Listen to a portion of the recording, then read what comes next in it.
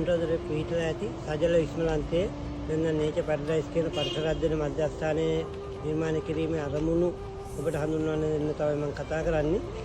මමත් විද්‍යාගුරුවරයෙක් අනුරාධපුර මධ්‍ය විද්‍යාලයේ. අපේ ඉගෙන ගන්න දරුවන්ට අපේ පෙළපොතේ විෂය නිර්දේශයේ පරිසරය අසිත සංවේදී විෂය කරුණු තියෙනවා.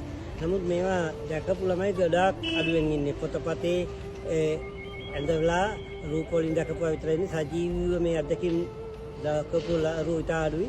නව අධ්‍යාපන ප්‍රතිසංස්කරණ යටතේ තියෙන්නේ පොතපතේ අධ්‍යාපන නෙවෙයි සජීවීම ගවේෂණය කළ අධ්‍යයනය කළ ඉගෙන ගන්න ක්‍රමය. ඒකේ අවස්ථාව ලැබෙන ස්ථාන ලංකාවේ ඉතා අඩුයි. අපේ ස්ථානයේදී පරිසර පද්ධති රාශියක ඒවා දරුවන්ට දකින්න අමාරු. සාගර පරිසර පද්ධතිය ජීවීන්, කලපු පරිසර පද්ධතිය ජීවීන්, තෙත් පරිසර පද්ධතිය, සුෂ්ක පරිසර පද්ධතිය, ඒ වගේ පුරාණ උපකරණ, දේශීය මත්ස්‍ය වර්ග, විදේශීය මත්ස්‍ය වර්ග, වෙනත් ජලජ ජීවීන් මේගොල්ලන්ගේ චර්යා ගොඩාක් අධ්‍යයනය කරන්න පුළුවන්.